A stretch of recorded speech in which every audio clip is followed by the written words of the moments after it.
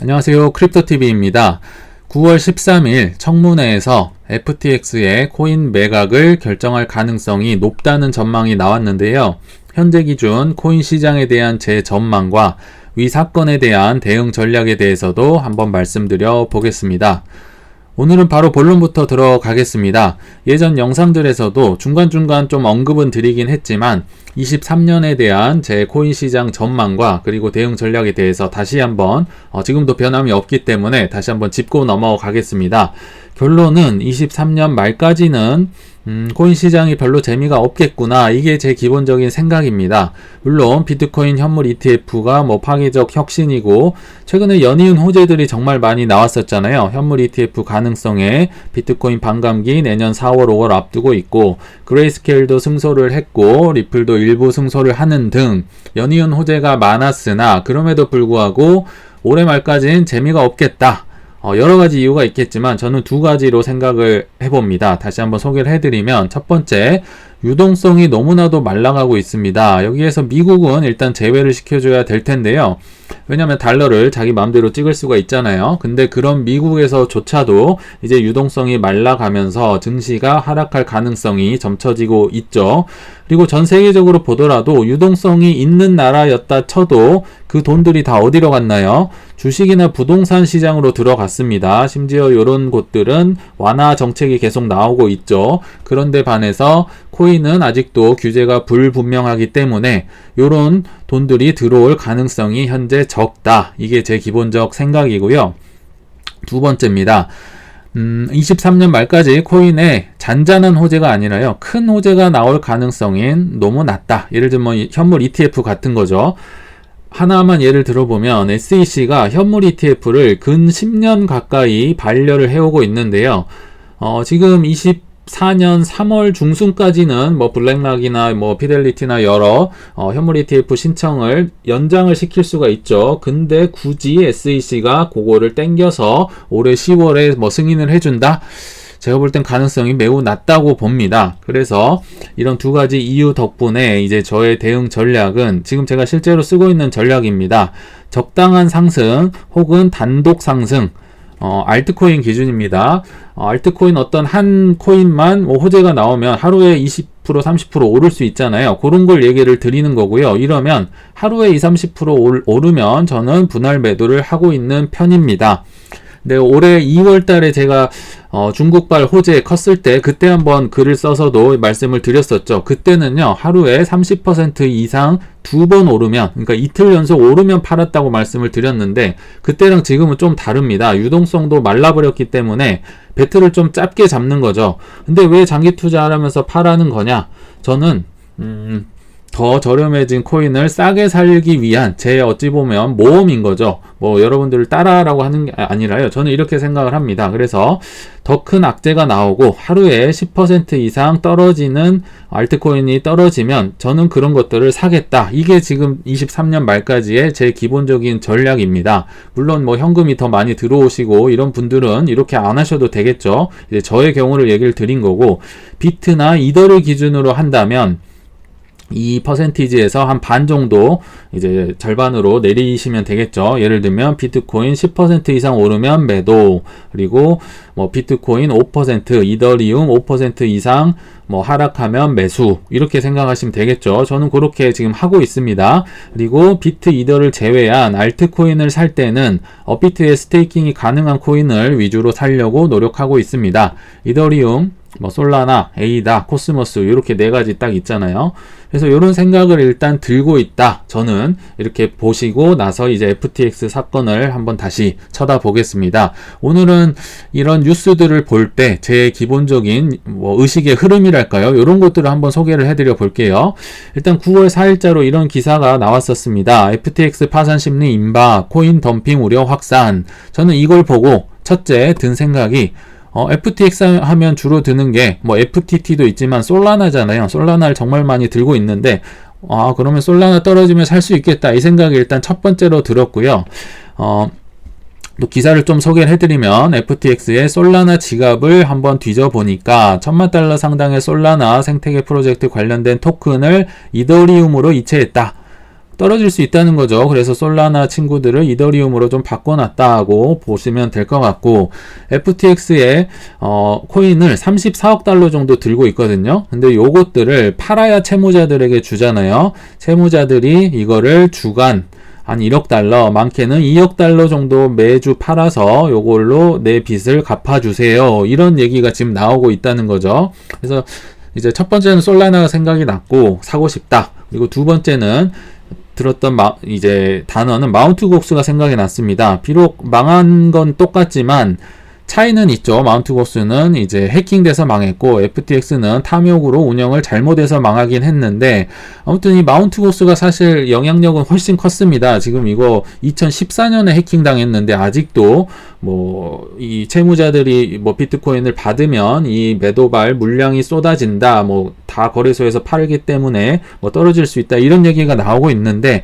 FTX는 그 정도는 아니겠으나 마운트 곡스가 정말 영향력이 훨씬 컸었습니다. 근데 이걸 보고 두 번째 이제 든 생각, FTX발 매도가 이제 지금 처음 나왔거든요. 아무도 겪어보질 않았어요. 그래서 이 초반에는 이 시장을 좀 크게 흔들 수 있겠다. 유동성도 말라있는 데다가 요게 뭐 얼마나 공포감이 있는 뉴스인지 모르는 거죠. 그래서 세력들이 마음만 먹으면 크게 흔들고 떨어뜨릴 수 있겠다. 이런 솔라나 같은 친구들을 더 많이 흔들 수가 있겠죠. 그러나 뒤로 갈수록 이제 FTX 매도발 영향력은 줄어들 거다.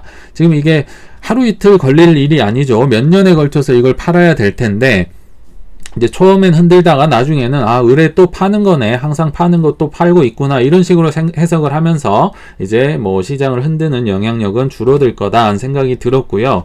그래서 아무튼 저는 업비트의 스테이킹으로 솔라나가 추가가 됐었죠. 금방 망할 자산을 업비트가 스테이킹으로 추가를 하진 않았다는 생각이 들고요. 뭐 예전에도 빠르고 효율적인 거는 어느 정도 검증이 됐기 때문에 저는 떨어지면 솔라나 사야지, 이런 생각을 일단 기본적으로 들고 있었습니다. 그러나 웬걸 떨어질 거라 생각했는데 오히려 호재가 나오면서 올라버리는, 제 예상과 맞지 않았던 거죠. 이런 현상이 벌어지더라고요. 그 중에 대표적인 예가 9월 5일자로 비자에서 결제 프로세스에서 솔라나 기반 USDC 활용, 이게 정말 엄청난 뉴스였습니다. 비자가 무슨 회사냐면요, 전 세계의 결제 시장을 독점하고 있는 회사입니다. 마스터까지 포함하면 거의 뭐 100%라고 봐도 무방한데, 거기에서 솔라나를 쓴답니다. 결제하는데 솔라나를 앞으로 미래에 주구장창 쓸 가능성이 높겠죠. 그것도 이 비자가 어떤 친구들입니까? 여러 파트너들과 수백만 USDC를 전송하는 거를 이제 테스트를 엄청 많이 해봤어요. 이더리움도 쓰고 솔라나도 쓰고 다 써봤는데 솔라나를 택했다는 거죠. 그러니까 엄청난 호재였음에도 불구하고 뭐 하루에 한 7% 가까이 올랐던 것 같습니다. 근데 저는 왜 이게 충격적이었냐면요, 떨어질 거라 기대를 하고 있는데 이렇게 올라버리니까 더 약간은 닭죽던 게 뭐 지붕 쳐다보는 뭐 이런 느낌이었죠. 그리고 뭐 저 같은 사람이 많이 있는 것 같아요. 이제 스테이킹이 한 7% 이자를 주더라고요, 업비트 보니까. 근데 이더리움의 3.8% 비하면 거의 2배이기 때문에 쏠쏠한 거죠. 뭐 시간도 훨씬 절약, 뭐 스테이킹 하는데 시간도 더 적게 들고요, 이더리움보다. 근데 물론 이 스테이킹의 전제는 솔라나 가격이 올라야 빛을 발하긴 하겠지만, 아무튼 다른 데서도 스테이킹에 대한 이제 수요가 많이 늘어나고 있다, 이런 뉴스도 나오고 있었고요. 또 보셨는지 모르겠지만 9월 4일자에 이제 메이커다오 창립자가 자기 프로젝트를 진행할 때 새로운 프로젝트 할 텐데 이더리움 대신에 솔라나를 채택하겠다, 이런 글을 써버렸습니다. 솔라나를 믿어주자, 이런 그러니까 이 비탈릭이 보면서 너무 화가 난 거죠. 그래서 왜 우리 거 잘 쓰고 있다가 바꿔버리냐 하면서 이제 뭐 메이커다오 토큰을 비탈릭이 들고 있는 걸 엄청 팔아버립니다. 정말 기분이 나빴던 거죠. 이런 걸 보면서 일단 솔라나 입장에서 호재인 것도 호재인 거고요. 비탈릭이 물론 천재인 건 인정은 하겠지만 뭐 연령이 조금 뭐 낮아서인지 약간은 연단이 더 필요하구나, 인성적으로는 조금 문제가 있을 수 있겠다, 이런 생각이 또 들더라고요. 그리고 뭐 이런 비자 뉴스나 여러 가지 뭐 사태를 통해서 이제 알트코인 데일리에서도 9월 9일 밤 9시 경에 뭐 솔라나가 포함되어 있죠. 비트 이더는 뭐 10배 뭐 이해를 할 수 있겠는데 솔라나까지도 10배 오를 수 있겠다, 이런 장밋빛 기사들이 막 올라오더라고요. 이런 걸 보면서 제가 다시 느꼈던 거, 뭐 예전에도 느꼈지만 보통은 떨어지기 전에 올리고 올리기 전에 떨어뜨리는구나. 뭐 정말 많은 사례를 보면요, 이게 정말 맞는 것 같습니다. 이게 느닷없이 오른다는 게 무슨 소리냐 이런 생각을 하고 있는데, 드디어 9월 9일자 토요일자로 해가지고요, 한 애널리스트가 다음 주 FTX발 매도 압력 예상, 그러니까 9월 13일자 기준으로 자산 처분 승인 가능성이 있다, 이런 뉴스가 나오면서 드디어 솔라나가 한 5%에서 6% 정도 떨어지고 있더라고요. 뭐 앞으로 어떻게 될지 모르겠지만, 그래서 9월 13일 법원에서 땅땅땅 요거 파세요, 처분받을 가능성이 높다고 해석을 했고요. 아까 말씀드렸지만 FTX는 34억 달러를 갖고 있고, 이제 제한된 계획에 따르면 채무자들에게 갚아주기 위해서 주당 최대 2억 달러의 코인을 판매하게 된다 는 거죠. 그러면 FTX가 들고 있는 이제 코인들 위주로 팔 거니까 뭘 들고 있냐가 매우 중요하겠죠. 근데 역시나 열어봤더니 솔라나가 압도적으로 많습니다. 그리고 FTT, FTX의 자사 코인이었죠. 그리고 비트, 이더, 앱토스, 도지, 매틱, 빗, 톤, 뭐 XRP 이런 코인들을 들고 있다. 이런 걸 팔아서 채무자들에게 빚을 갚아준다는 거죠. 그래서 근데 현재 기준은, 제 매수 기준에는 만족하지 않았습니다. 저는 하루에 한 10% 정도 빠지면 분할 매수하겠다, 이런 계획을 잡고 있었거든요. 반대로 얘기하면 한 8% 떨어지고 올라버린다, 그러면 저 안 삽니다. 저만의 기준입니다. 저는 싸게 사고 싶기 때문에 이런 기준을 갖고 뭐 기다리고 있다, 이렇게 보시면 될 것 같습니다. 그래서 이제 결론에 왔는데요. 거시경제에 따른 내 생각과 개별 코인에 따른 내 전략이 필요하다. 제 거는 지금 소개를 해드렸었죠. 여러분들의 이런 생각이 있어야 된다, 말씀을 드리고요. 다시 한번 제 의견을 정리를 해보면, 저는 보수적으로 본다고 했었죠. 거시경제로 보나 뭐 코인 뭐 규제적으로 보나, 호재는 최소 내년 초까지는 기다려야 될 거다. 뭐 올해 말까지는 좀 재미가 없을 거다, 이런 생각이 들었죠. 그래서 내년 초까지 단독 상승 알트가 있으면 매도해서 현금화를 하고, 뭐 일부 코인들이 폭락을 하면 비트나 이더나 업비트 스테이킹 가능한 코인 위주로 사겠다, 저는 이렇게 생각을 했었는데요. 여러분들도 저를 포함해서 그 어떤 분들에게나 언제 얼마에 사요 팔아요를 여쭤보는 게 아니라, 여러분 여러 사람들의 의견을 참고해서 본인만의 전략을 잘 수행하셨으면 좋겠습니다. 시청 감사합니다.